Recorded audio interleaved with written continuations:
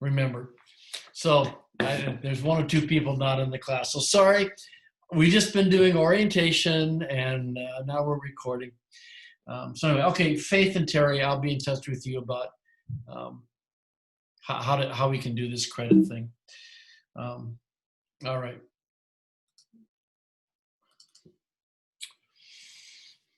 On these different classes, the basic procedure is just to work down the class. Let's start and just do what you're supposed to do as you go down in that order.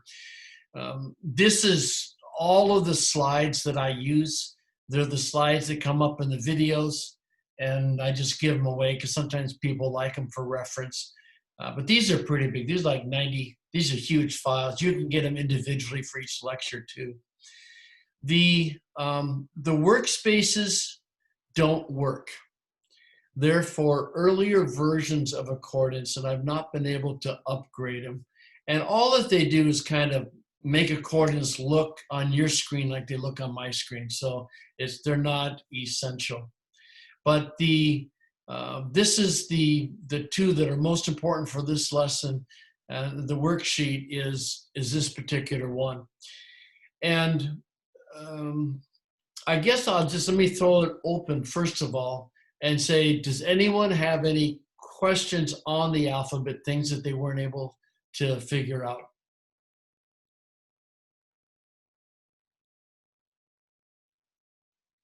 All right. So what this chart is just, obviously it's the name, it's the letter, it's transliterated, I should say, and then lowercase and uppercase.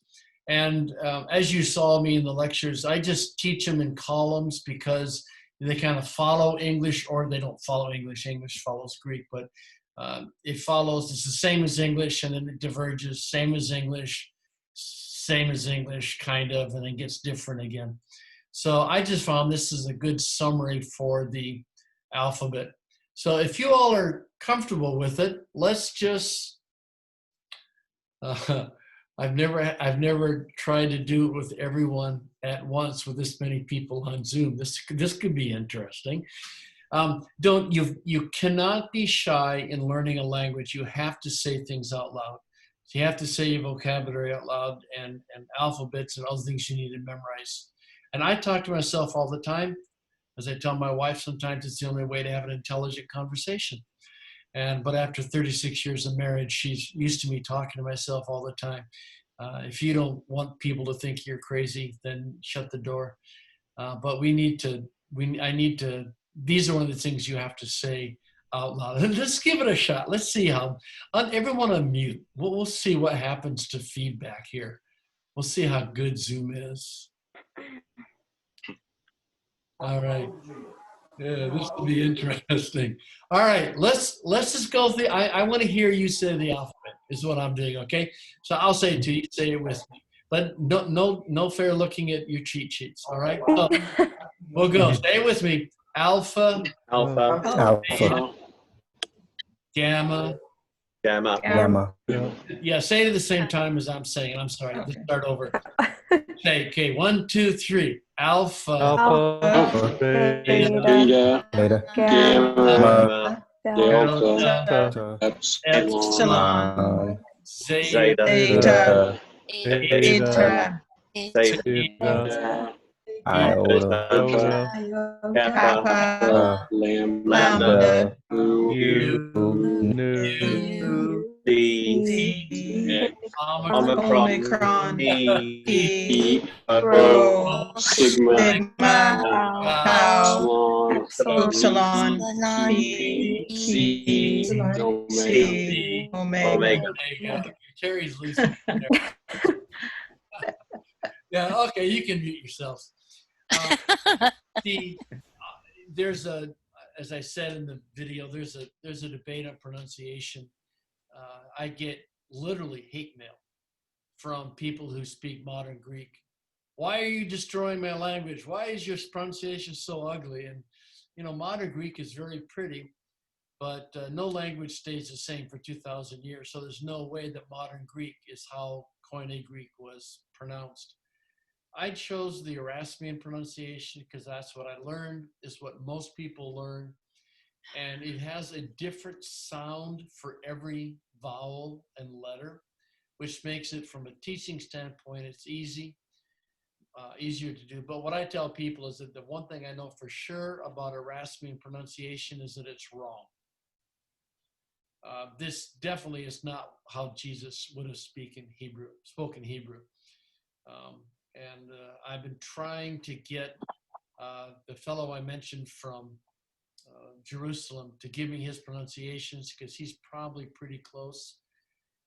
But anyway, it's I speak Erasmian. It just makes it easier to communicate. I heard some modern there. If you've learned modern pronunciation and you want to keep it, that's fine. I should be able to understand you. But it's anyway. Zeta. Some people pronounce it DZ, Zeta. I've just gone to a simple Z sound. C is XS, like axiom. The real important difference, though, is Omicron and Omega. In biblical Hebrew, certainly the Omicron was an O sound. And so you had Omicron was O and Omega was O. And like most people can hear the difference between those two. But for teaching purposes, it's important that I hear a short O sound. So when I first went to visit Lagos, the first question they had for me is, how do we say the name of our company? And either it's Lagos in Erasmian pronunciation, it's Logos in modern Greek, but it's the same. Both vowels are the same. It's not Lagos or Logos.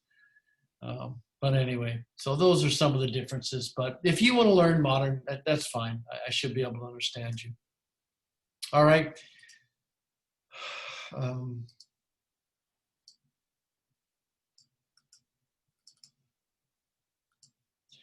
So that was the alphabet. And just basically, you need to practice it till you're comfortable with it. I don't know if we dare try to sing a song. Anyway, it's just a fun way to practice the alphabet. And by the way, when you do the alphabet song, this is not me. I wish terribly it were me. It's my own worship pastor who used to sing for Truth, if you knew the organization, but he did all the singing for me. Alpha, beta, gamma, delta, epsilon, zeta, eta, theta, iota, kappa, lambda, mu. Nuke, C, Omicron, P, Rho, Sigma, Tau, Upsilon, Phi, He, Psi, Omega. So you should be able to sing along with him, okay? And if it's kind of hard for you at first, then just take a little bit of time. What will happen is as you read it, it'll start getting easier and easier and easier, and it won't be a problem. But you need to get the alphabet down. Does anyone have any questions on the alphabet? All right. Bill, could Yes. I ask the U, is it a U or a U? It's an U. U. Yeah, you got to stick your lips out. It's like a German umlauted U. So Upsilon. U. So upsilon. Upsilon. What about the M? Is it mu or mu? The M is the N is N. So same as in English. Thank you. So the name of the letter is mu and nu, but it's in the and N sound. What the letter that looks like an X, and it's underneath it's CHI, but it's One. the X. It's like luck. Oh, here. Like Oh, luck. here. I'm sorry. Yeah. It's well, I'm Scottish, so my illustration is always loch. It's called a fricative. You're like a cat kind of sound. So the word for Christ is Christos, which is the he, then R-I-S-T-O-S. Christos. Okay. Christos. Okay. Hey, that would Because be, I have seen the, it as HEE. He. I'm gonna add in, I can't do it right now, but it'd be fun on the website for each letter to have a word starting with the letter you're supposed to learn and have me say it. That would help, wouldn't it? Yeah, it's a sound. So it's transliterated as CH, but it's a he. Okay, thanks. Yeah, Christos.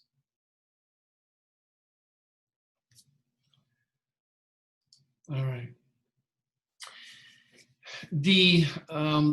I am a Mac guy, and so I don't have answers on the Windows side very well. Someone did a Unicode thing for me on Windows, and I finally found an app that I can create a keyboard for Windows, but it's not been done.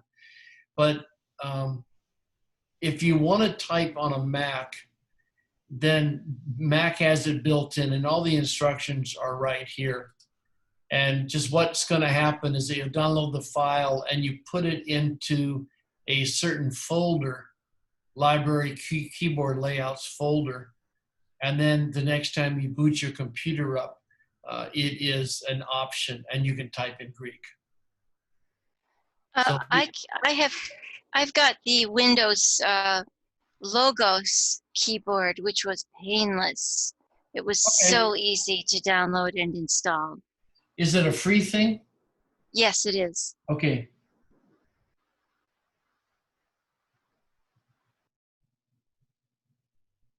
Okay, I'll Is that just for a Mac? pardon? Is that just for a Mac? Yeah, what you have here is just for a Mac. I just don't know Windows well enough to do it. But again, I'll find the link on Logos and I'll stick. Apparently in Windows 10, you can just add a Greek keyboard. I haven't tried it, but I will. If it's successful, I'll let you know. Oh, Thank you. I tried a bunch of things. The Logos keyboard was the one that, for me, and I'm fairly tech averse, that was the one that was just painless. So I right. recommend it. Okay, great. Yeah, I'll Right. get the link and put it up there. That'll be good.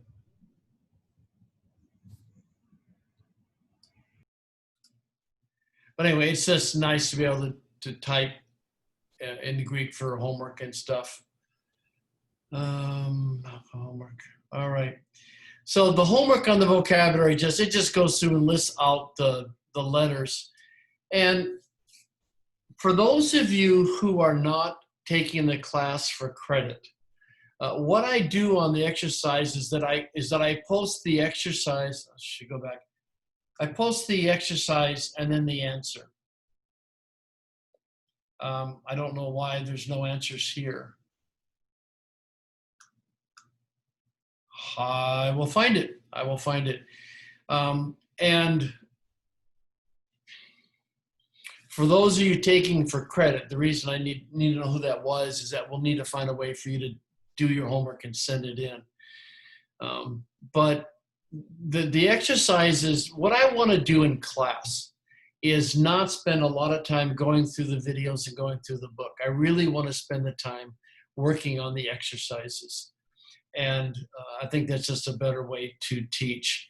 And so what I would like is for you to come to class, having read the chapters and having watched the videos, and then looked over the homework. Do them if you can, but we will spend our time doing the homework in class.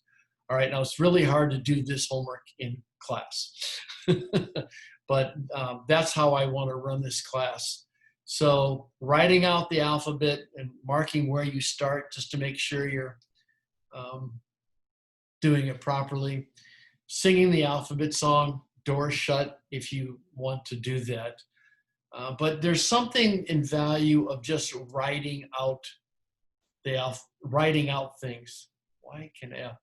And so I would just take this and then I would just start writing them. So if you've gone further and, well, no, I don't need to say that now. somebody would like to read the letters in this, I just need to make sure that this is getting sunk in your head. I can call on people, but I prefer not to. Somebody want to read out the letters like P, alpha, tau? Someone want to give that a shot? P, alpha, tau, epsilon, rho, eta, mu, omega, nu, omicron, epsilon, nu, tau, omicron, iota, sigma, omicron, upsilon, rho, alpha, nu, omicron, iota, sigma. Very good. Who was that? I couldn't see. And Nancy. Oh, thanks, Nancy. Yeah, Nancy is coming across with a little bit of modern Greek pronunciation with the Omicron, which is fine. I say Omicron. She was also trilling the rho. You don't trill the Greek rho. It's just Okay. It's just an R. I know, especially if you know the languages, it's really easy to trill it, but you don't trill, at least in a Raspbian Greek. But very good, very good. Someone want to try to do the second line? Okay, do that. All right. Alpha, gamma, iota, alpha, sigma, theta, eta, tau, omega, omega, nu, omega, mu, alpha, sigma, omega, upsilon. Okay, very good, very good. So just make, the whole point here is to get comfortable with the alphabet and writing it out and also transliterating it. It's always frustrating that publishers really don't like to put Greek text in their books because they don't think people will buy them as much. So you almost always get, even in the big commentaries now, you're getting the Greek transliterated. So you need to be able to write out P alpha tau epsilon rho and then PATER. Just do this enough until you get really comfortable with it, okay? Makes sense? I don't want to assign a bunch of busy work, but it's to get comfortable with this. All right. The software assignments are me just trying to get you to be comfortable using Accordance and Logos. And if you are already comfortable and you know how to use them, these are not a big thing.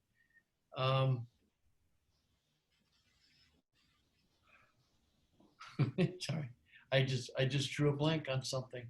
Yeah, the screencasts are gonna be teaching you things on Accordance, and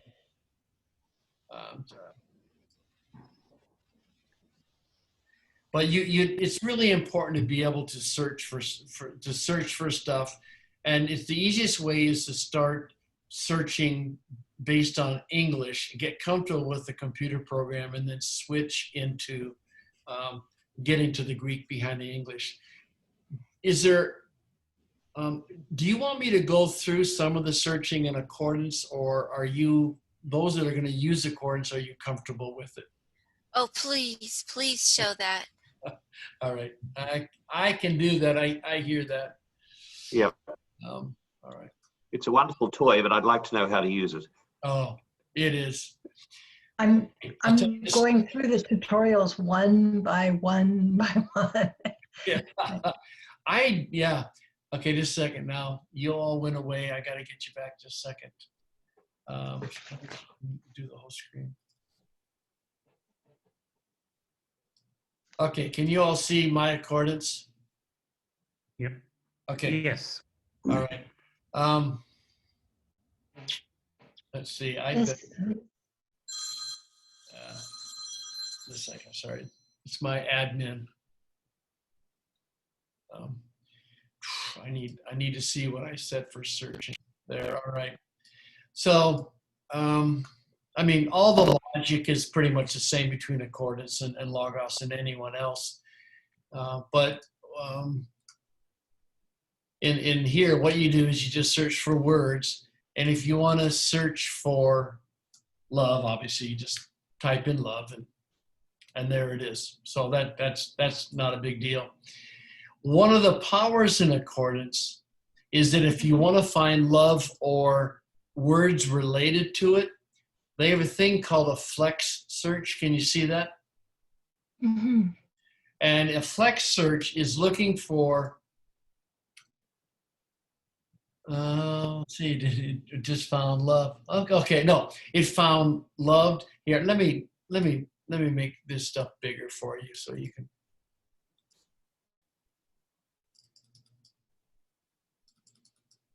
So it found loved, it found loved, it found loves. So a flex search is not a precise search, but it's close to it. The other way to do that is to search for love followed by an asterisk. And that'll find love, loves, loved, and it doesn't matter what comes after the word love. There's a fancy thing, again, Logos has all this stuff too, but you can go into analytics and you can start seeing, that's not the one I wanted.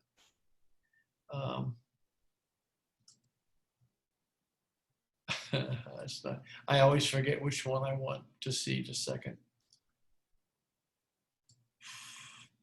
Pie chart, concordance. Oh, so there's your concordance of love. And if there's too many, it does this. But here's love, here's loved, love feasts, lovely. So the concordance function on analytics will show you what you found. So the asterisk is one or more. I think a question mark is just, it's just one more character. So love question mark would find loves and loved, but it would not find love feasts. If you wanted that, you need the asterisk. So that's how that works.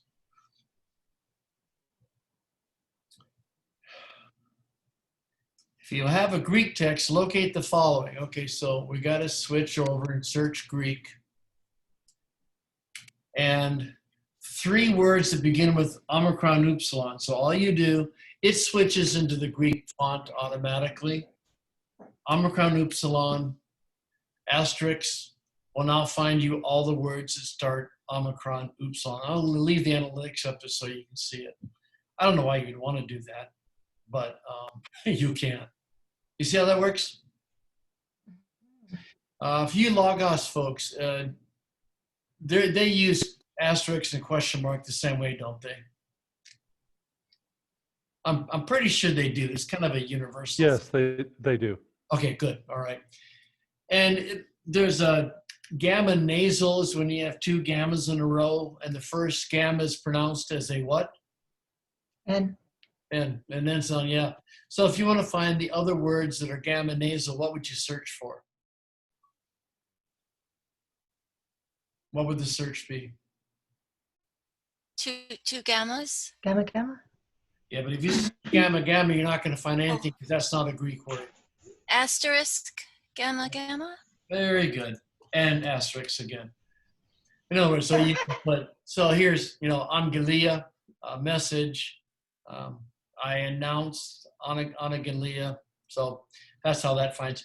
It's kind of fun to figure out what, those are called wildcard searches. And it's just nice to be able to kind of know what those things are. So, how many times does the phrase love of God occur in the ESV? I need to change that back to NIV. I was, if you don't know my background, I was the New Testament chair of the ESV for 10 years, actually about 12 years. And then I went to work for Bible Gateway, and Crossway was uncomfortable with the Zonovan employee being on the committee.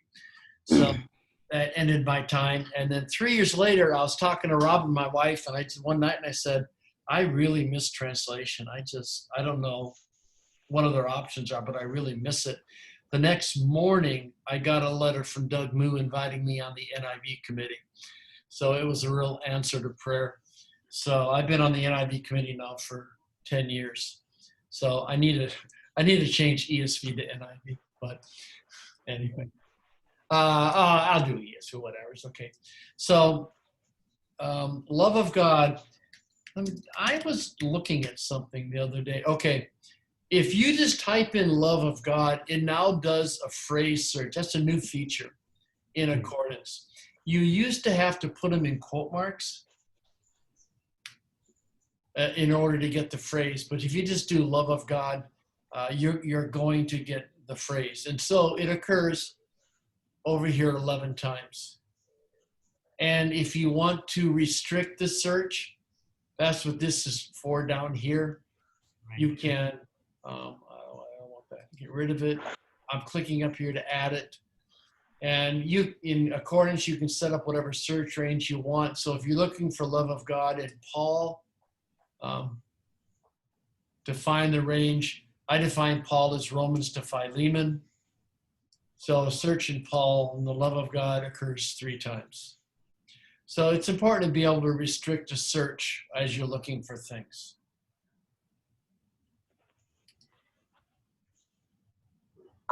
So I was curious. Yes.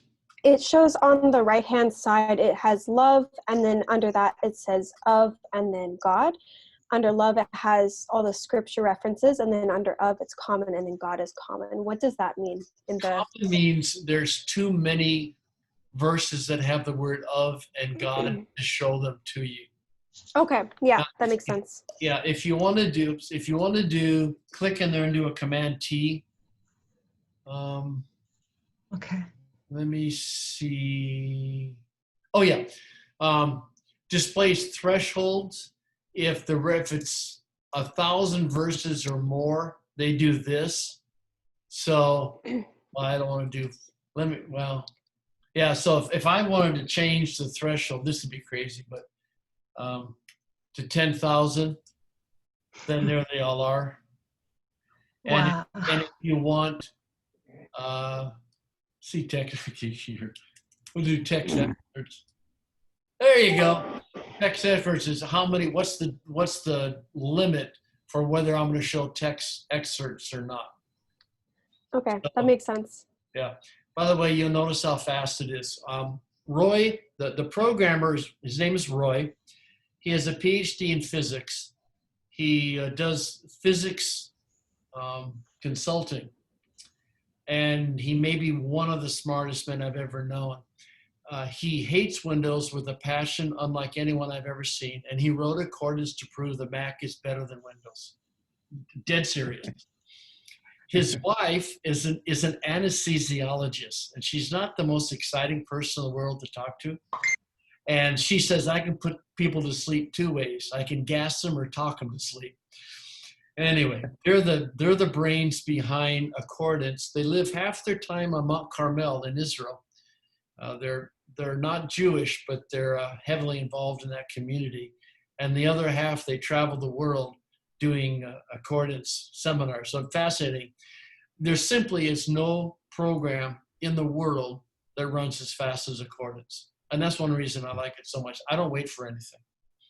And it's just really, really fast. But they're very unusual people. They're good friends, but they are definitely different. So anyway. Do you mind if I ask a quick question? Please do.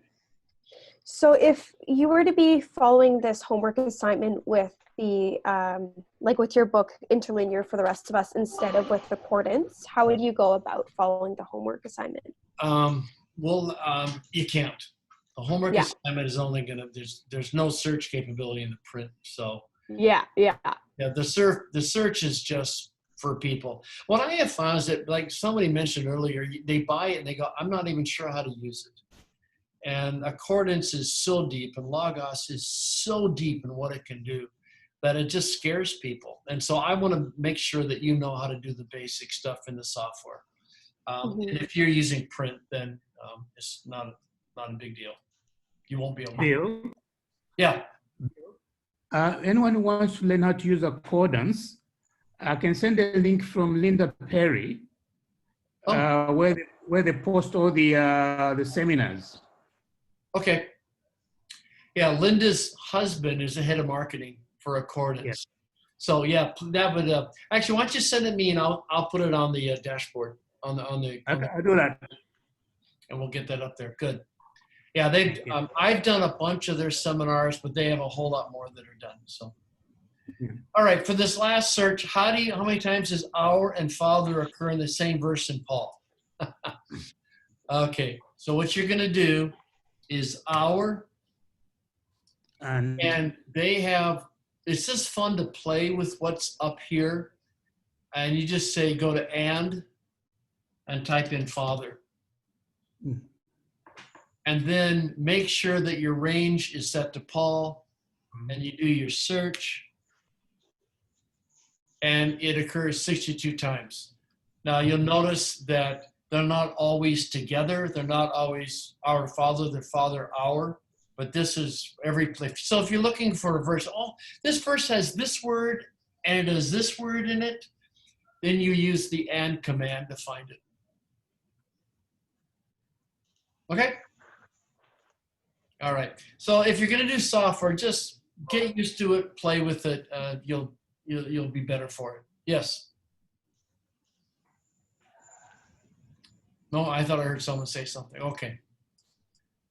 All right. How are we? Okay, we got time to. Can I ask a question, Bill? Sure. Please. Yeah. Just ask if there's a lull. Just ask. That's okay. Okay. Have you set up a blog for this cohort? The cohort has a discussion. Let me show it to you. And I gotta get rid of that now.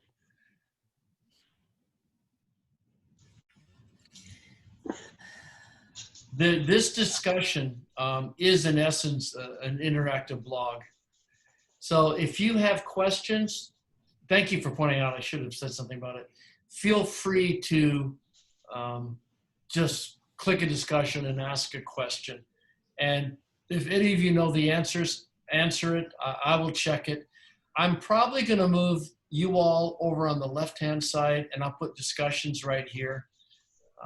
But it's a pretty good threaded discussion thing, and that's where we can. Is that what you meant by blog? Yes. Okay. Yeah. Just go ahead and use the discussions, and we'll use those.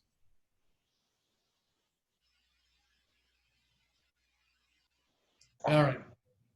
Okay. Under pronunciation, again, there's a diphthong chart that you can practice with.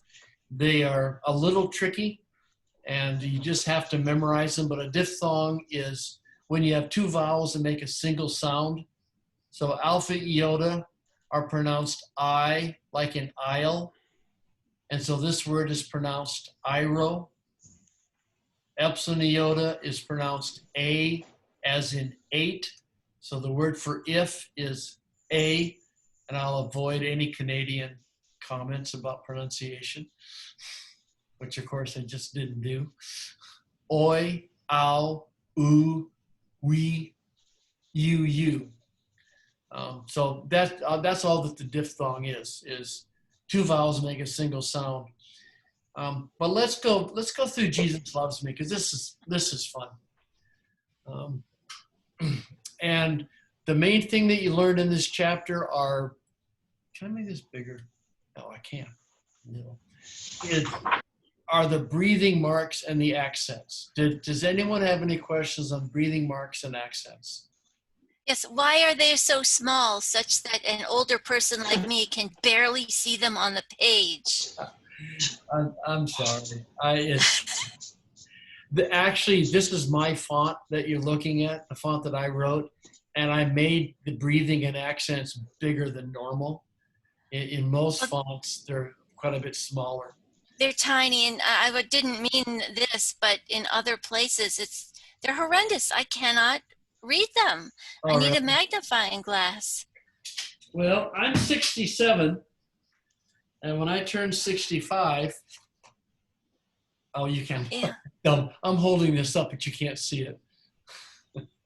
Yeah. I bought a magnifying glass. I get tired of not being able to read serial numbers. You know, like on accordance, you can make the fonts bigger and bigger. Now you, I forget. Are you looking at me or the? I'm looking at a tic-tac-toe board of people. Okay, I'm sorry. So you can make in accordance, you can make things as big as you want, and then you could actually see them. But that's the only solution I know of. But let's go through. And due to popular request, I think. Oh, look at that! I can make it bigger. This is my PDF program, and okay, I'm at apparently at maximum size. So let me just read this, and I'll read it once by myself, and then I'll read it through a second time, and you can just read it out loud to yourself, and you'll be able to hear how you're doing. But that initial rough breathing is an H sound, and the smooth breathing isn't pronounced. So it's ha, e, a, sus, me, a, ga, pa, ha, ti, gra, fe, ke, rus, se. So it's Jesus. In Greek, we put an article in front of the name. Nobody knows why, but they generally do. So it's Jesus, me, he loves, because Scripture says. Normal Greek order there. So let me read it again, and you read it with me, but stay muted, okay? So it's ha, e, a, sus, me, a, ga, ha, ha, ti, gra, fe, ke, rus, se. Okay, this, I mean, you've got the audio file for this, and this is just something that you need to do over and over again. Let's do the second line. Do you have any questions on any of these vowels or consonants or diphthongs or anything? Yeah, could you explain the soft when you don't hear? I don't understand. Why do they put it there if you don't hear it? What am I missing? No, it's because it used to be there, and nobody really knows why it used to be there, and they're just there. It's really weird.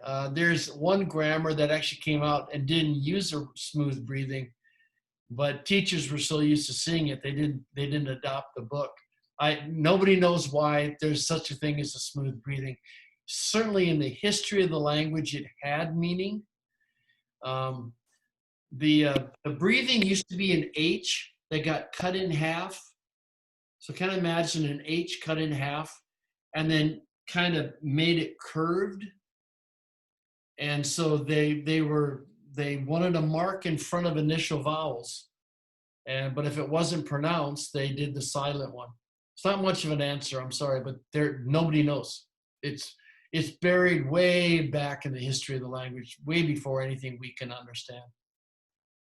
So I have a question. So there's 3 different accents that I'm seeing here. One at the end of agapa, one at the end of grafe, and then the middle syllable of ke ruse, sorry. In terms of pronunciation, do they all behave the same way? Yeah, for now, all you do is you stress the accented syllable. So it's Iesus. It's not Iesus or Iesus, it's Iesus. Historically, and this is one way that we know that Erasmian pronunciation is so wrong, and that is because in modern Greek, you still have the musical element, that an accent that goes like this, the acute that goes up, your voice would go up a musical 7th, I think it is. If you have a grave, your voice would go down in pitch. And if you had a circumflex, your voice would go up and down. So the normal Greek intonation pattern is da, da, da, da. They ended their syllable, if there's punctuation, the accent is going to go back up. And so the normal, they would drop their voices as they were saying each word if the last syllable was accented, and then it would go up at the end of the sentence. And so I'm not any good at it, but it's something like ha Jesus me agapa ha ti graphe ke ruse.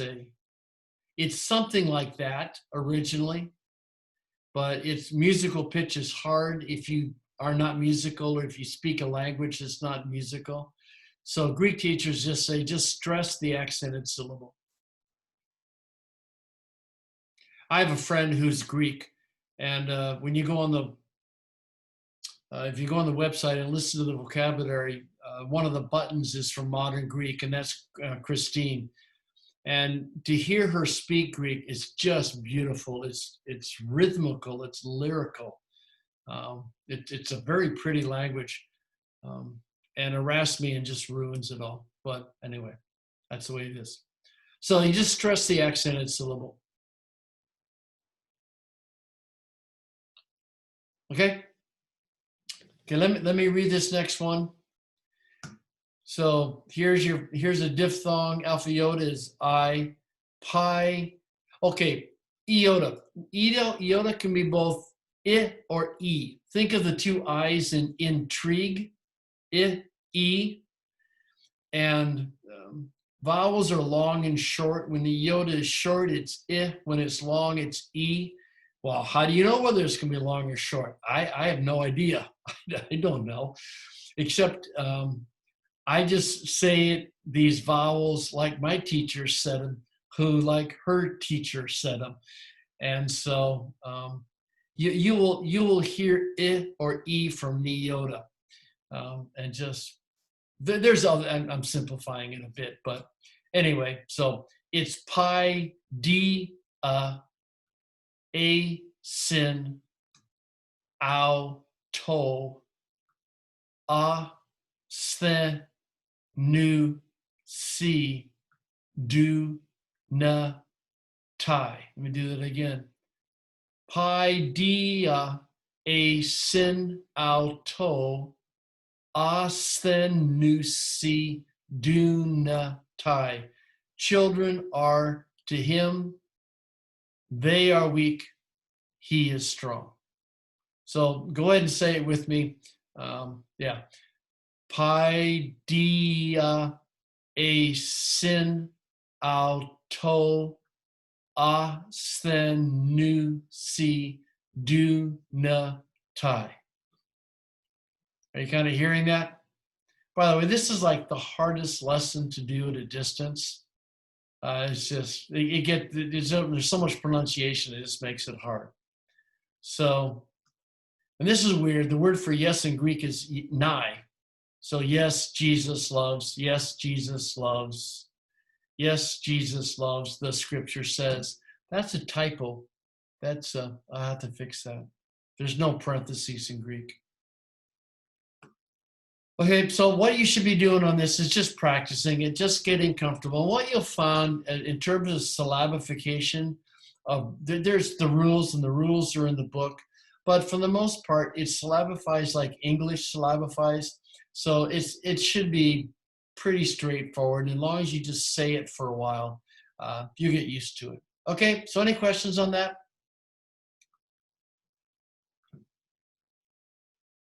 All right.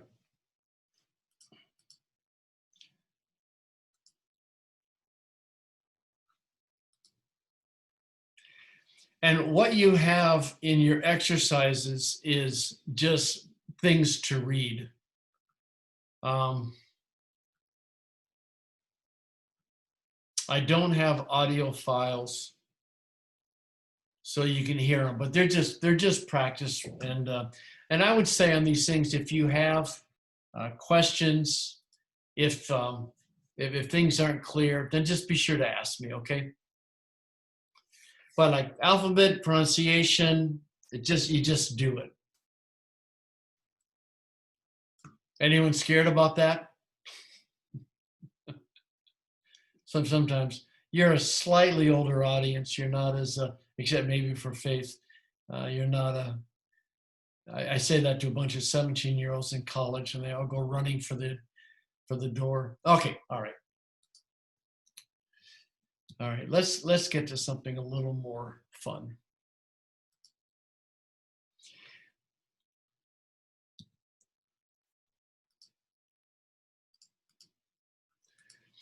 On the Let's Practice Reading, this is, you can download John 3:16 and the Lord's Prayer, that stuff. But this is basically me just reading. This is the first part of the Lord's Prayer. And you'll be able to, and I'm marking the syllables as I go. And it's just a matter of practice. There's no other way to do this but to practice. Okay? So this is an optional lesson. Oh, and it's just on these videos, I had a lot of fun. I redid all the videos for Zondervan, and they have this little dark room you got to sit in. It's really boring. And so when I got home, I got permission to do my own set of videos. And basically, you're going to see all my favorite places. This is my home. This is our living room. And so it's kind of an odd fireplace, but it works good for videos. Other videos are in my office. Other videos are up at the cabin. Other videos are at the lake. So don't be surprised to see the background change. But that's just, I'm just going to be walking you through. Our Father in heaven. Hagiasteto. Hagiasteto. Okay, so you see how that works, and you can just practice on that. And you can, no, you can't. I'm trying to see if you can make it bigger. Well, you can broadcast it to your Apple TV, and then you can run it on your 70-inch television. That'd be big. How would that be? I don't see any other way. Oh, there's full screen. There you go. How's that? Now you can see the accents. Hey, and by the way, if any of you are having trouble with the video not working, this stuff is coming off Vimeo, so I know it's not Vimeo's issue, but you can click here and lower the resolution. And so if your internet's not quite good, just pick one of the other numbers, and you'll find that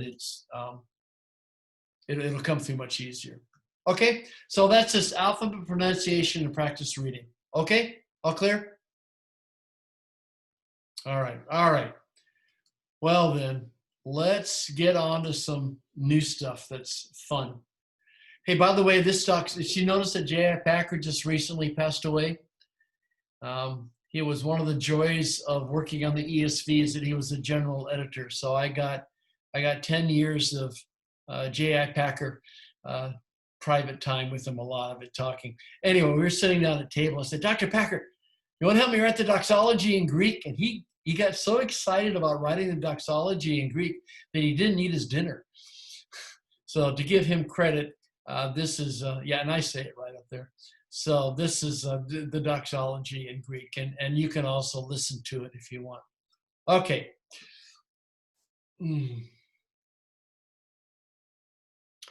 Let me go through chapter, just a second, I need to, hey, if any of you need to take a break, go ahead and take a break. It'll take me just a couple of minutes to get the other things up.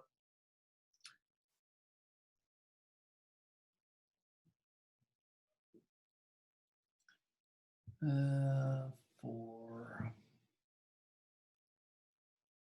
right. Now, according to my research, I can now share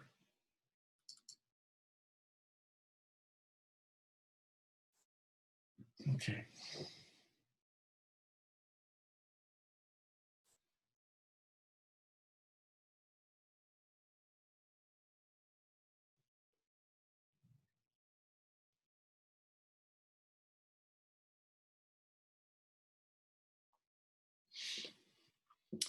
Can you all see a blue slide that says noun inflection? Yes. Yeah. Okay, thank you. Thank you. This is pretty cool because now I can draw on the screen. Let me just check my notes, make sure I've covered everything. Okay, good. Okay, what we're going to meet in chapters 4 and 5 is, the alphabet is the first kind of hurdle, but the next hurdle is a thing called inflection. And inflection is just something you got to get your mind around. English is not an inflected language. It inflects a little, but it doesn't inflect much. But inflection is basically, inflection simply is that words can change their form based on several things. So we change the form of a noun from singular to plural normally. In pronouns, we change the form of a pronoun, whether it's the subject or the direct object. I want you to give me the ball. I, me, same pronouns, just different forms. So inflection is just how nouns, how words change their form based on function and meaning. And what I always do is I always start with English grammar, and we'll move into Greek. So this chapter is about noun inflection, and then we'll get into Greek. But a noun is simply a word that stands for something or something. If you've done the video, this is all going to be familiar. But I felt like because it's the first time, I needed to go through it. A noun is simply a word that stands for something. We used to call it a person, place, or thing. So the big ball by the bed was hit by the bat. So nouns, okay?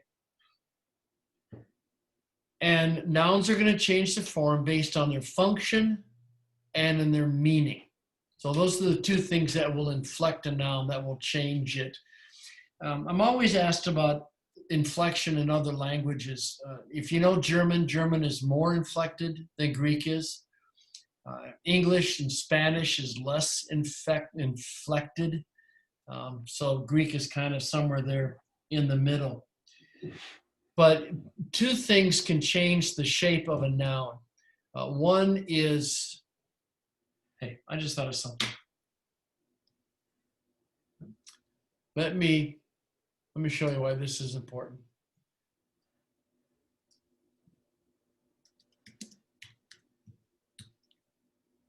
That 34, 3, 16. When you do a mouse over,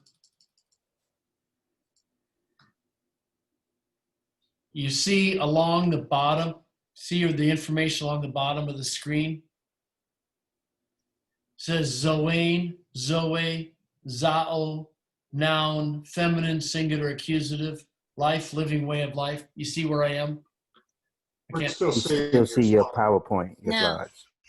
slides. Oh, thank you. Thank you. I'm sharing the wrong screen.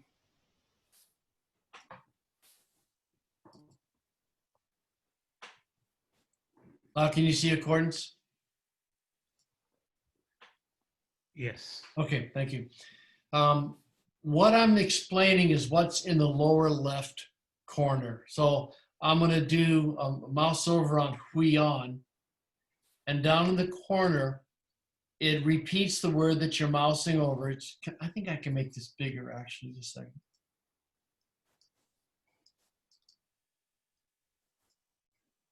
Okay, it's as big as it can get. Okay. So it's Huion, and the huios is, we'll talk about in a second, it's a noun. Then the sing-ac, masculine, singular, accusative. That's what I'm wanting to explain right now. What does that mean? All right. So that's why this is important. All right.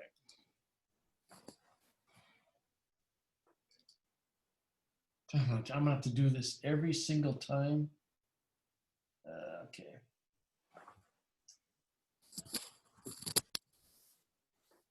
All right. So basically, what you have in English are cases. And we have three cases: subjective, possessive, and objective. If a word is functioning as a subject to the verb, if it's doing the action of the verb, we say it's the subject, and the word is in the subjective case. See how that works? So the pronoun would be he. So like, he is my brother. And he does inflect. It goes to his, to him. Other words don't inflect as much. But anyway, the subject is what's doing the action of the verb. If a word is showing possession, it's in the possessive case. And if a word is the direct or indirect object, if it is directly receiving the action of the verb or indirectly receiving the action of the verb, we say it's in the objective case. So we would say, he is my teacher. We wouldn't say his is my teacher or him is my teacher. Why? Because the pronoun is functioning as a subject and we say he. We don't say that is he book. We say that is his book because the pronoun is showing possession. And we don't say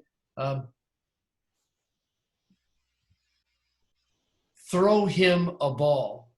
No, that's not it. Well, we don't say throw he a ball. We say throw him a ball. So you can see that the pronoun is inflecting based on its case, whether it's the subject of the verb, whether it's showing possession, or whether it is a direct or indirect object being put in the objective case. Is that clear? And again, normally I won't go in this much detail over what the lesson was, but because this is the first time, I want to make sure we got it right. Okay, so that's an example of inflection in English. We also inflect based on, I'm sorry, it's not,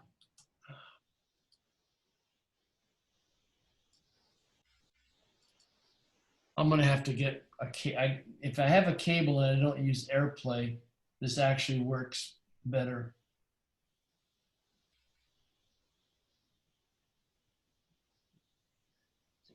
That things, words also inflect based on meaning. And that's basically, we're talking about the difference between singular and plural. And some words form their plural regularly with an S, other times they just change. So those are the two things that can change the form of a Greek noun. Its meaning, singular, plural, and its function sometimes, whether it's the subject, the object, or showing possession. Okay, is that clear? That's what inflection is. All right. We also have gender, but this is really going away quickly in the English language. We still have he, she, it, but like prince is masculine, princess is feminine, actor is masculine, actress is feminine. Again, that's going away as well. But those are the things that can slightly affect inflection.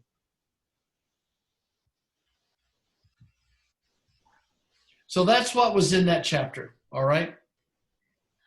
So English inflection, but you have your first batch of vocabulary. So I wanted to, what time is it? 6:20. Yeah, we got time.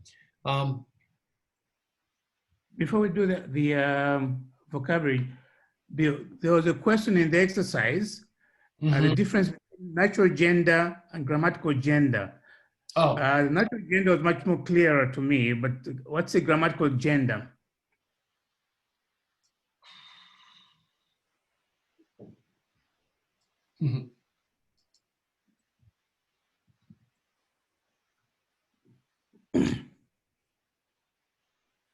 Okay, so for the exercises, just make sure you know your terms. Grammatical gender and natural gender. Have you ever heard a sermon that the Holy Spirit is an it? Because the Greek word is neuter. Pneuma is neuter. So the Holy Spirit is it. Or have you heard a sermon that the Spirit of God in the Old Testament is feminine?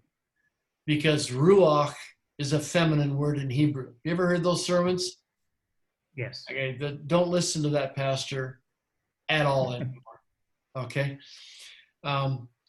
Natural gender is when the gender of the word reflects its meaning. There's very few examples of natural gender in Greek. The pronouns follow natural gender. You would refer to me as a he, autos in Greek. You would refer to my wife as a she or aute in Greek. You would refer to my desk as an it or an auta in Greek. There's a very few cases where the gender of the word reflects its meaning. And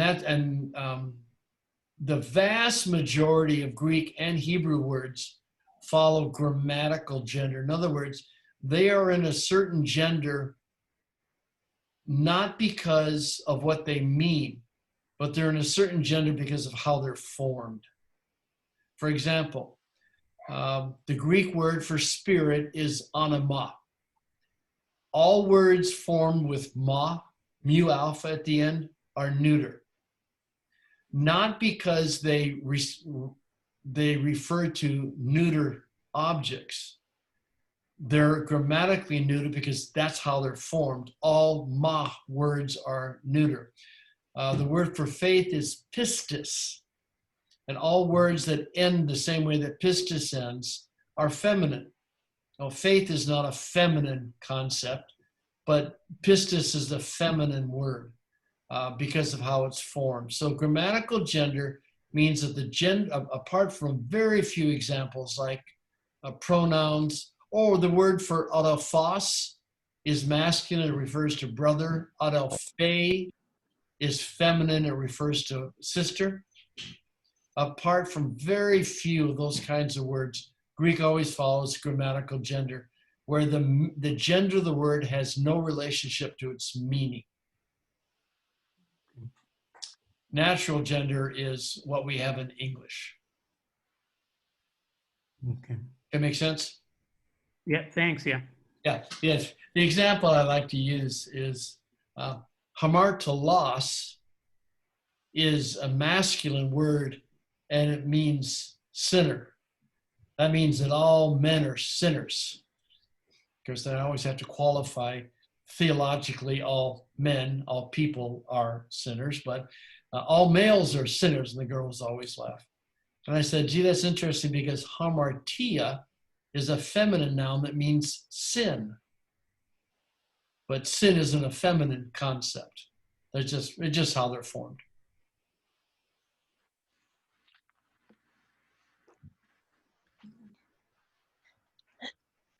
Okay? Okay, thanks. All right, all right. You know, I don't need to pronounce vocabulary. I pronounce them on the website, so I think that's going to be okay.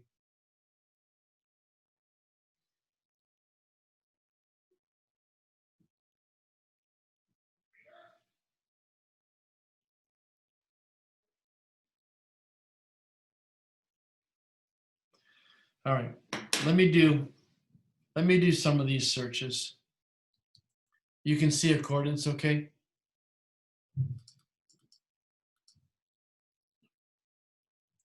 I'll leave it up. All right. I'm leaving this on the ESV because I want to search. I don't know Greek well enough yet, so I want to search English. So I'm going to search for the word flesh. Okay, there's all the occurrences of flesh. Okay. But let's say you want not to search on the word flesh. You want to search on the Greek word translated flesh. Okay, this is probably one of the most important searches that you need to be able to do. especially when it gets down to doing word studies. You don't want to study the word flesh. You want to study the Greek word that's behind it. That's one of the massive takeaways that you're going to get in this class. And I think we get to Greek word studies second, third week at the absolute latest. So there's several ways to do that. One is that when you do a mouse over on the, and by the way, if you're using accordance and you're buying English, make sure you always buy it with Strong's. If you just buy the ESV, you won't have this linkage between the English and the Greek. So you can go over and Sarka and do a right click. And here you can search for, and you would generally search for the lexeme. In other words, I want to search every place that sarx, that the Greek word behind flesh occurs, regardless of its form. And let me go ahead and bring up a parallel. So here you can start seeing flesh. And you don't have to know that the sarx is flesh, it's because you did the search that way, okay? So again, let me repeat it. You go there, you find the Greek word, you control click, option click, whatever you've got it set up for, and search for the lexeme. Lexeme just means the basic word. Make sense? What is the difference in the lexeme and the root? The root is the more basic form where you're going to get, I'm trying to think if there's any examples of sarx. Like if there were a verb formed from the same root, that would show up. Oh, here, it found adjectives as well as nouns.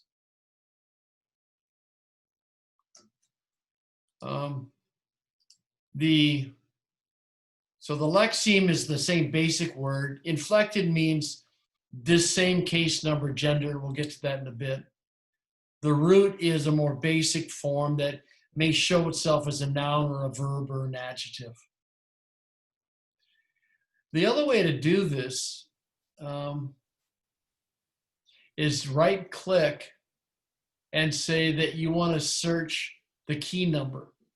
Now, what the key number is Strong's number. Are you all familiar with Strong's?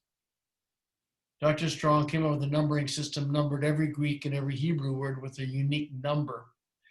And what you're saying here is that go find the Greek word behind flesh, get its number, and search based on that number.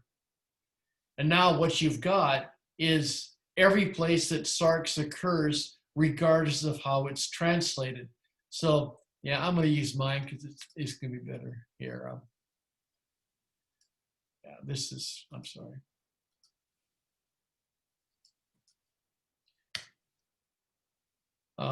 Right click, search for key number. So here you can see sarx is translated flesh, flesh, flesh, human being. And can you see how these are two different colors? A lighter yellow, a blue, and a darker blue. That took Accordance 4 months to program. They were ready to come out with this stuff, and I didn't like the tagging. I didn't think they'd done a good enough job, and I said, I can't use your software. And they said, no. What do we need? And I said, I want tagging that's accurate. So what the tagging is telling you that sarx is translated not just by the word being, but human being. But if you had to pick one of those words that's closer to sarx, it would be being. Okay, let me make it bigger. So that's what's going on there. Yeah. Could you tell us what tagging includes? What does this word tagging mean? I've always... Oh, sure. Tagging is the information that's showing in the lower left-hand corner. And different software will show you different amounts of information. The software you buy will historically have more information because more is available. I mean, I've shared my database with some free sites, but I keep the full database of all the tagging for Accordance because I live on this stuff. So sarx you can see this in the mouse. The mouse is over sarx. You go down. Sarx. It's a noun. It's feminine, singular, and a case in Greek is nominative. Its basic meaning is flesh, meat, body, or sinful nature. And the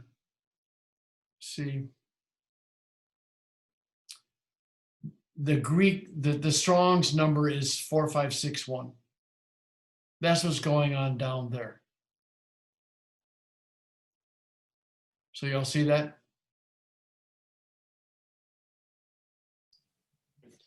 Yeah, it's interesting. I can never remember which one it is that I want to, is it a table?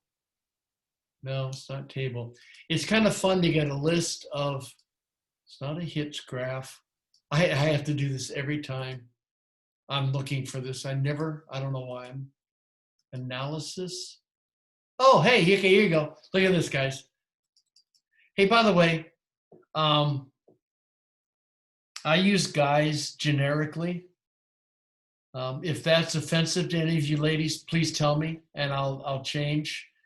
But even on the NIV committee, the women are comfortable with me saying guys, meaning guys and, well, just don't call them gals, men and women alike. So I just tend, guys is my generic phrase. But if you'd rather me not use it, I won't. Here is where sarx, all the different ways that sarx has been translated in my translation: flesh, body, earthly, physical, natural, being, bodies. It's a fascinating way to kind of look and see what translations are having to do. Now, if you pick a translation like the NASB that is really works a lot more at, no, that's not what I wanted. Trying to keep the same English word for the same Greek word. I got to think for a second. Oh, I got Hebrew. Why on earth? Oh, I'm not just in the New Testament. Okay, searching NASB for the word flesh. NASB, search for key number. Here's the key number. Oh, they translated flesh every time. It's called a concordance. It's what translation like the NASB wants to do. The ESV, we tried to do concordance, but we're a little more flexible. Whoops, a little more flexible than the NASB is. And but flesh, we kept it flesh every single time as well in the ESV. So anyway, it's just an interesting way to do some analysis. So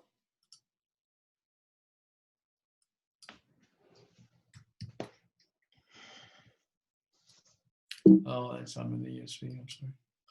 So that's how you can do, without knowing any Greek, that's how you can do the Greek searches in accordance, where you, sorry. Is Zoom keeping up with me flipping around as much as I am? Are you able to see what I'm doing? Yep. Okay, thank you. So, okay. So the homework was all the forms of flesh, all the ways it's translated, and does sarx ever occur in the plural? All right, there's one other nice thing you can do. I'm going to search in the Greek. I'm going to search for sarx.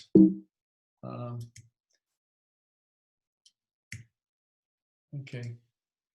But I want to limit it to a certain kind of construction. So that's done with tags in accordance. You go search, enter tag, and this is a noun. And I only want to search for things that are in the plural. It fills it out, noun plural. Oh. And there you have 8 uses of sarx in the plural. So I'm just saying, if you're going to use software, and obviously I mean, I'd rather people buy my books, but the software just gives you the ability to do things that the books can't do.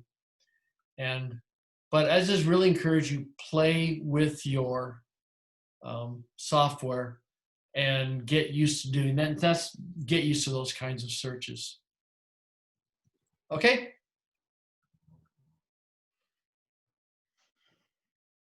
I'll do semantic range. All right. I've been trying to get to chapter 5. 6 is straightforward. Let me change over here a second.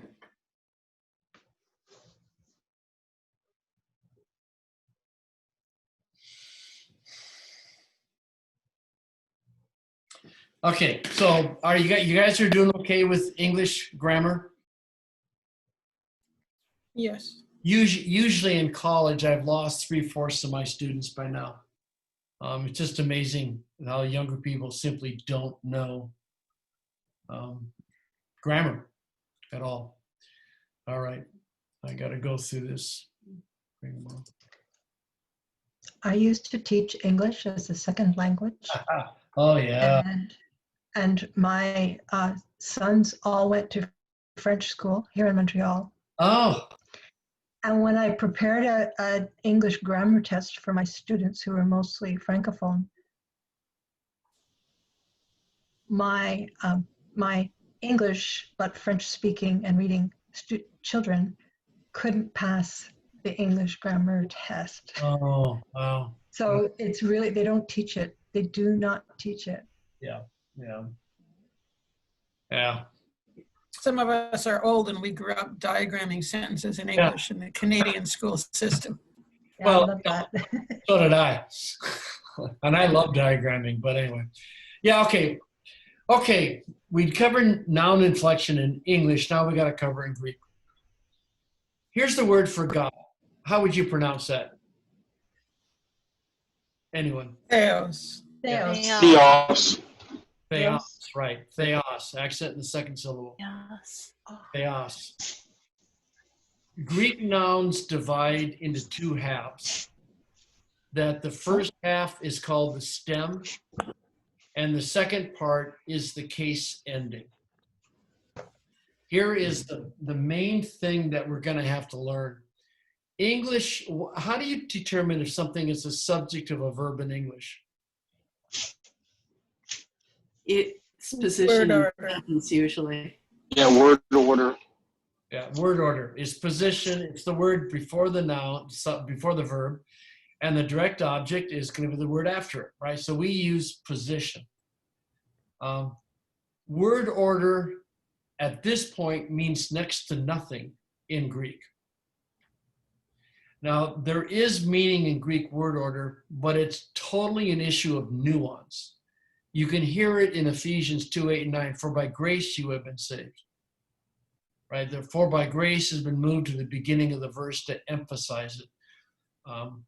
But for the most part, and that's what Greek does, if it wants to emphasize something, it tends to push it to the beginning of the sentence. But it doesn't use word order to determine what's the subject, what's the direct object, what's the indirect object, any of that kind of stuff. And you can put a subject literally anywhere you want in the Greek sentence. Now, it's not as bad as German. You know the joke about Mark Twain?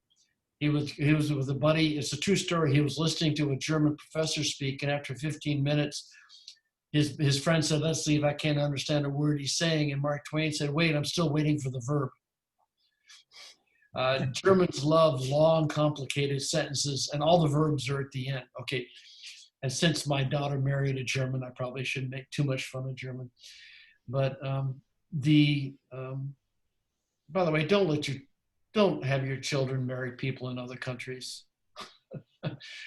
We love Oliver; he's a great guy, but Berlin's a long way from here. Anyway, you can put literally a Greek subject anywhere in the sentence you want. You can put a direct object anywhere in the sentence you want, because it doesn't use word order. It uses case endings. It's the endings that is the linkage. So if you found a Greek sentence and you're wondering where the subject is, you wouldn't look for the word in front of the noun, in front of the verb. You would look for something that has the right case ending, okay? And here's the big difference between regular Greek and Bible study Greek. In regular Greek, you have to memorize all these patterns. There's over 600 forms that you have to memorize for nouns, another 600 forms for verbs. It's a fabulous amount of memory work. And so when I teach regular Greek, that's what you do. You have to memorize all these forms. What we do in Bible study Greek is you do the mouse over and it tells you what that case ending means. That is the primary difference between what you're doing and the torture I put most kids through who take traditional Greek. And I called a guy that I taught, it must have been 10 years ago, I taught Bible study Greek too, and taught it at a local seminary, and he's a pastor down in Southern California now. And I called him and I said, how's your Greek? He goes, it's great. I use it every day. I said, have you come across any limitations? He goes, no, there's nothing I can't do in sermon prep and in Bible study that you didn't teach me in Bible study Greek. So I have buddies of mine that are not happy that I teach this because they think you should memorize all 600 forms. And the problem is that most pastors who do traditional Greek don't remember it. Traditional language is falling out of use in seminaries because it just, unless you live in it all the time, you can't remember all these things. So the advantage you have is that you just skip 9 months. Because instead of memorizing that sigma is one of the many nominative or subjective case endings, your computer will tell you what it is. So that's why it's so important. You have the basic word that is thea. And so for the earlier question that you asked about roots, if there were an adjective or a verb based on this thea, it would have found it. Thea is the root. And then sigma is the case ending that it adds on, okay? So stem of the word carries the basic meaning of the word, and then it inflects with the case ending. And if this thing doesn't sync with my iPad, I'm gonna get really frustrated. Okay, there's another way to do that. A buddy of mine knows, and I will fix this before I come back on next time. So in that example, the lexeme would be theos and the root would be thea. Yeah, thea is the root, and the lexeme, the dictionary entry, would be theos. Here are the cases we have in Greek. We have 4, not 3. So the nominative is what subjective case is in English. The genitive is possessive. The accusative is what the objective is. So if you want to indicate that a word is functioning as a subject of the verb, you put it in the nominative case. If you want to indicate it's a direct object, you put it in the accusative case. And the dative is used for a lot of different things, but it is used for the indirect object. So Greek has a different case for the indirect object. But those are the 4 cases that will appear in the lower left corner of your computer program or in the print interlinears. So nominative, genitive, dative, accusative. I probably don't know you well enough to tell you this joke, but a very well-known speaker was answering a question and she referred to the genital case. Don't do that, please. That was the clue that it happened to be she. She had really no idea what she was talking about. And one of my encouragements to you all is that don't start quoting the Greek until you know it. It's genitive, of course. Now I know every time you say it, you're going to be tempted to mispronounce it, but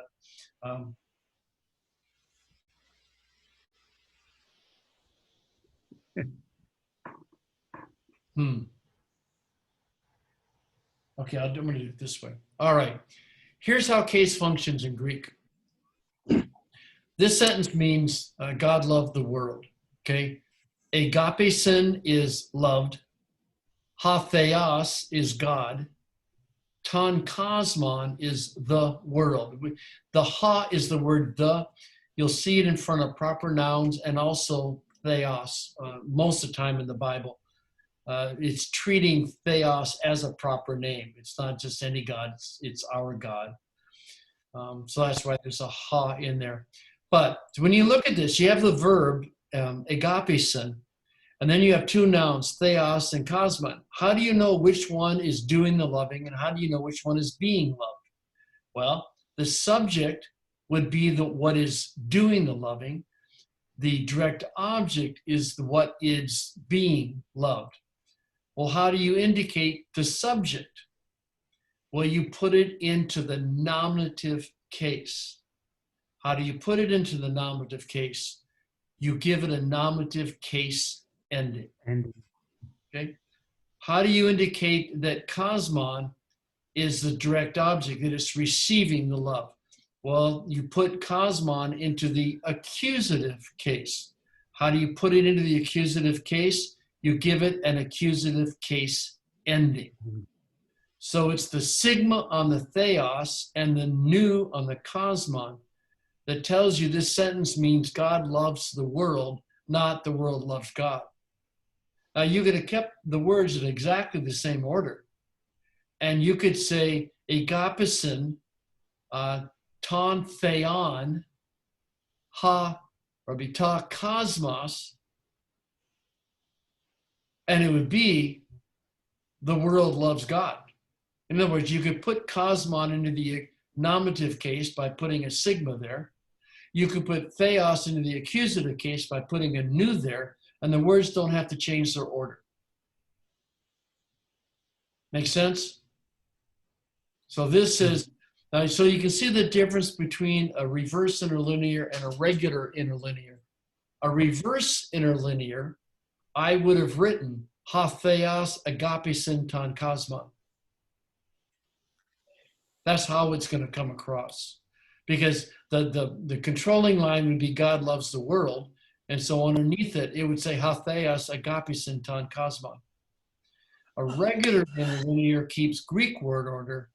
And so it would say he loves God the world, which makes it terrible English, but that's the difference. But anyway, so you see how the case is functioning?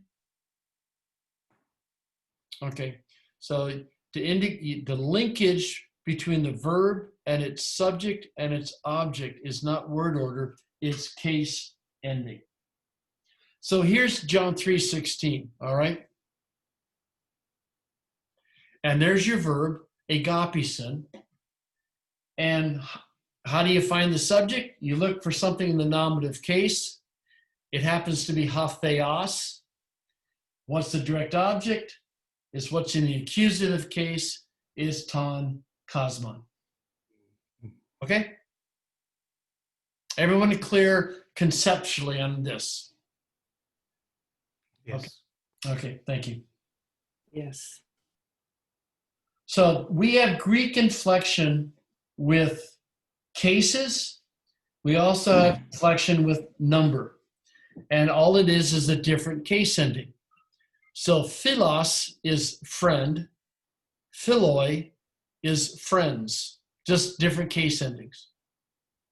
So we have case endings to distinguish different cases, and we have different case endings to distinguish different number. All right? And if that weren't enough, we have different case endings to indicate gender. So hamartolos, because it's masculine, these words can all be the subject of a verb, singular. But hamartolos is a masculine word, so it has the sigma. Hamartia is a feminine word, so it has the alpha. And pneuma is a neuter word, so it has the ma. They're all nominative singular,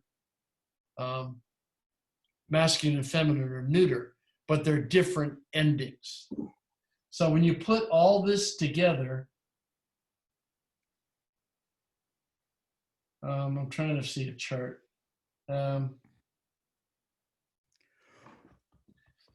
So we'll take this one word, logos. If a word is functioning as a subject of the sentence, hey, I could be drawing. I forgot I could do this. No, I can't. Okay. If the word is the subject of the sentence, or the verb, is put into the nominative case, which in the case of logos is the sigma. If the word is showing possession, is put in the genitive case by adding genitive case endings, which is the upsilon. If it's an indirect object, or if it carries the notion of to, in, or by, is put into the dative case. And what it does, it lengthens the omega and puts the iota subscript underneath that. You see all that? I'll see that? Yeah. Okay. And if it's the direct object of the verb, the word's put in the accusative case by adding accusative case ending, which is the new. So logos, lagu, lago, lagon are your nominative, genitive, dative, and accusative singular endings. See how the linkage works? Cool. All right.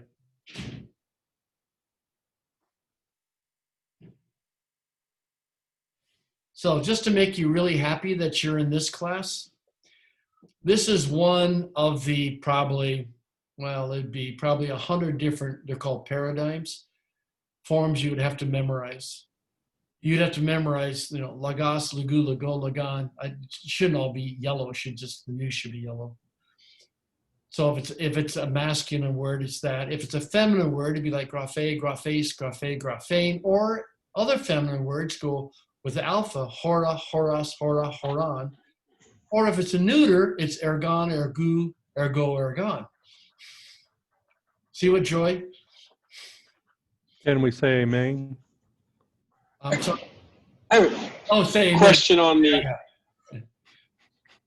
But these are, and you don't have to memorize these, but your cursor will tell you what's what. Okay? All right, let me emphasize something here. And this has to do with what appears on the bottom of your screen. What they're showing you is not a full definition. It's called a simple gloss. And a gloss is an approximation of the main use of a word. The problem we have is like a word like run. What's its gloss? What's its main meaning? Well, it doesn't have a main meaning, right? You can run a store, run a business, run out of time, run up a debt, run down the track. It's really hard on some words to get kind of a core meaning. The problem, and we get into word studies, we're going to get into more of this, is that, I remember being on the, I tell a lot of translation stories, so that's okay. I have no gag order, except that I can't tell you who says what or who voted for what. And I still remember being in an argument about a translation of Ada Foss, and one of the other guys was arguing. I wanted to argue that we should translate Ada Foss's brother. And at the very end, he pounded the table. It's pretty uncharacteristic for him. He goes, and the Greek has Ada Foss. The Greek has brother. Well, brother's not a Greek word. And so I wanted to translate that occurrence of Ada Foss differently. And I shouldn't have done this. But when I was all done, I said, and the Greek has Ada Foss. But see, people are used to thinking the gloss for Ada Foss is brother, so Ada Foss always has to mean brother. Well, it doesn't always mean brother. Ada Foss can refer to a member of your faith community. What do you call a member of your faith community? Well, some people call them brothers. Some people call them brothers and sisters. The problem is thinking that the definition that appears on your computer program is the definition, and it's not. It's just an approximation. The lexical form is, what was the word you used earlier, lexeme? One of you called, I thought it was lexeme? I think that's what Accordance calls it. Okay, yeah. That's just the form of the word in the dictionary. Now you can imagine Cosmon, with cases, gender, and number, can have 8 different forms. Well, you can't have a dictionary entry in 8 different places, so you had to pick one. So what we did is on nouns, we picked the nominative singular form of the word. And that's where that's the lexical form. That's the form that you're memorizing. And that's the word that you would use to look up the definition in a dictionary, the nominative singular. So what you're going to get when you do a mouse over is a gloss. So cosmon will say like world. It'll give you the lexical form as cosmos, because the sigma is the nominative singular case sending. And then it'll list you case, number, and gender. In this case, it'll say accusative singular masculine. So that's what you're getting on your computer program: a gloss, a lexical form, and then parsing. Case, number, gender. Is there anything that tells us what the stem is? Anywhere we can look for that?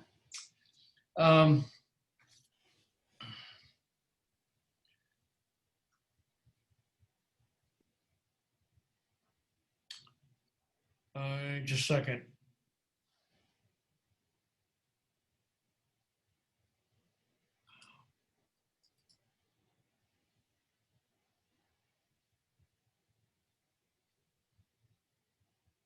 I thought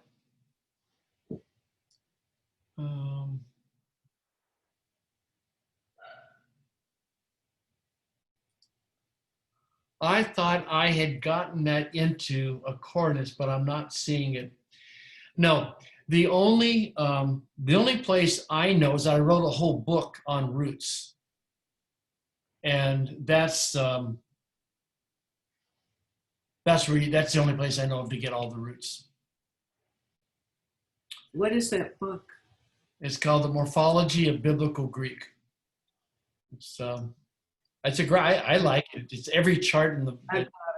Yeah, The Morphology of Biblical Greek. Okay, we're almost out of time, y'all. So let me go back and get what I want up on the screen.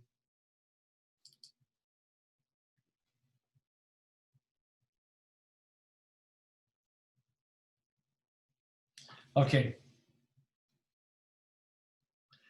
Then, by the way, this is just singular. This is not singular and plural. So you understand inflection. We got that down. So let's look at a couple of different cases in Greek. Yeah. So here, John 1:1, it says, halagos ein proston theon, translated, the word was with God. Logos is the translation. Logos is translated as word, and it's the subject of the verb. How do you know it's a subject of the verb? Because it has a sigma. It has the nominative singular case ending on it. It happens to come before the verb, but that doesn't mean anything. Okay? Here in Mark 2:2, elale altois ton logon, that new on logon is an accusative case ending. That tells you that logon is the direct object of the verb elale. And so it's translated, he was speaking the word to them. Okay? So I was wondering, will it always be the like the same symbol that shows which is the object versus the subject? Because I was looking at it before, and it has that, it almost looks like an upside down S, but there was other words in the sentence that had that same one. So I'm not sure how you would then be able to tell which word was the subject in that sentence, if that makes sense. You put your cursor over it and let the computer. Right, okay. That's how you do it. See, what I didn't tell you, but I might as well mention now, new isn't only accusative singular. It's also nominative singular. It's also dative plural. In other words, these case endings occur in different cases depending upon what word they're attached to. And that's what requires all the memory work. So what you would do on Mark 2:2, you simply put your cursor over logon and it would come up accusative singular masculine. Okay. All right. That makes sense. Good. So here he gave auto, authority to judge. The iota subscript is the dative singular. And lagu, the upsilon, is genitive. Devote ourselves to prayer and the ministry of the word. So that is what inflection is. Is that clear? Yes. Okay. This is it's the hardest concept to initially get through, but it's not, you guys sound like you're doing fine.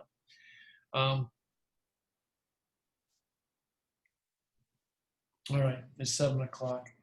So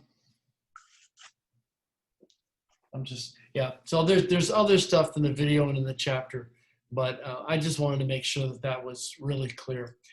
I do not have, oh, I'm sorry, I found them. There are exercises for chapter 5. So why don't you guys try to do them, and we will pick up there in 2 weeks. So just make sure you've read the book, you watch the videos, and you've done the exercises. Be comfortable with saying the language. It comes quickly though. If you're not sure of that, get the idea of inflection down in case endings, and we'll be good to go. And then next time we're looking at we'll get into verbs. So next time we'll go over the homework for what we just covered, chapter 5. And then you will also prepare chapters.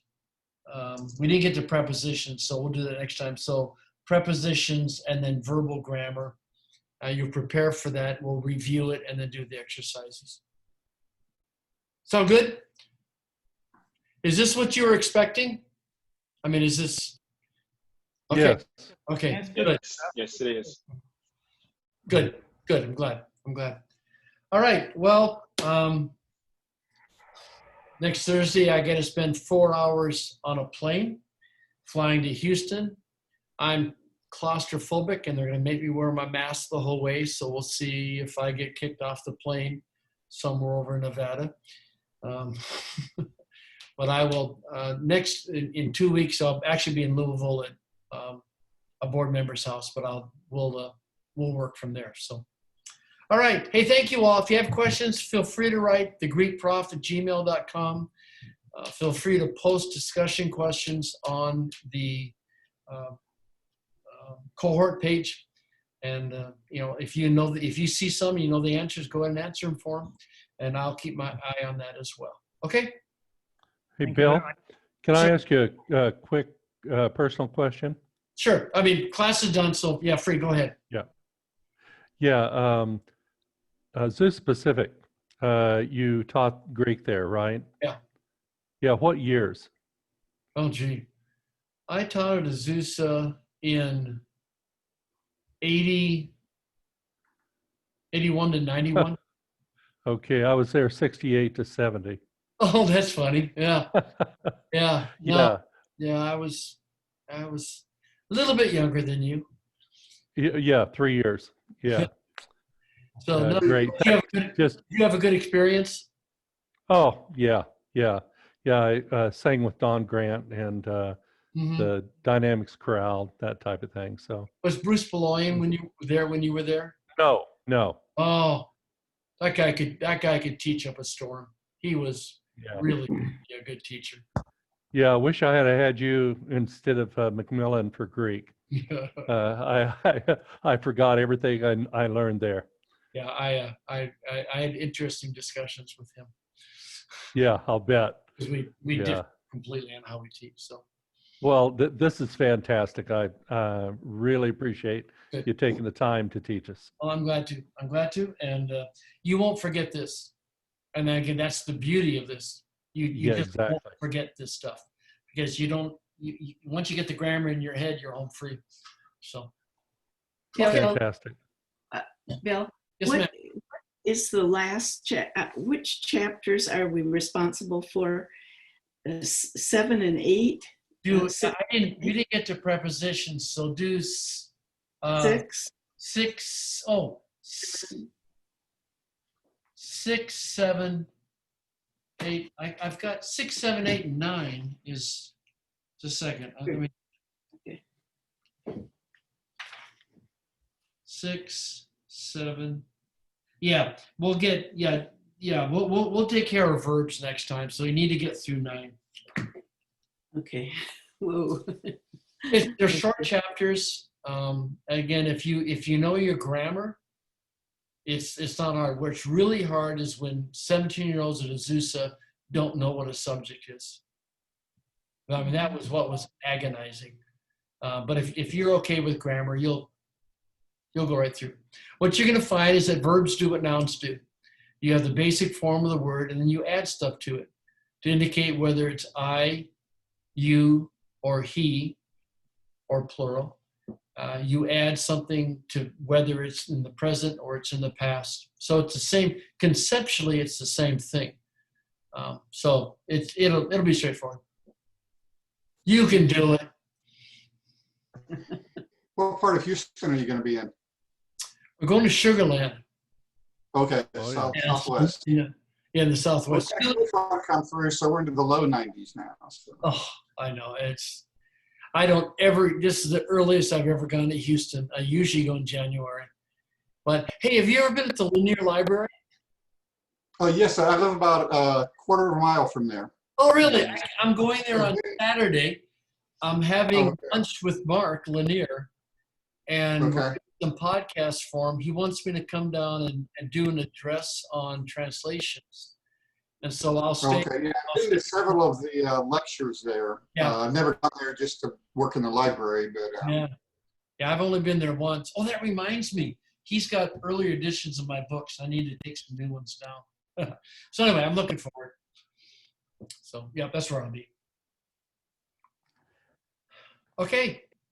Hey, you stayed up, Mr. London. You made it. Yes, I stayed up. I better go to bed now. Okay. It's 3 a.m. Good morning. Have a good sleep. Talk to you guys in a couple weeks. Thank you. Bye-bye. Bye-bye.